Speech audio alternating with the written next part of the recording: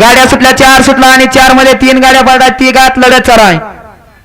सुमित 3चं काय कोण होणार चौथा बैलगाडी मालक सीमेला पात्र.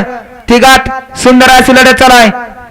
आता दोघात लढत अतिशय सुंदर शेवटच्या क्षणापर्यंत लढत झाली.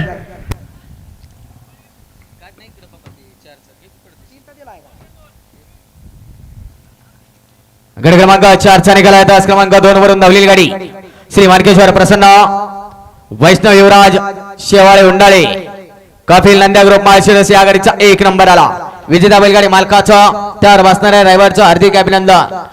गाड्या सोडा गेली या बाहेर, गाड्या सोडा गेली या बाहेर.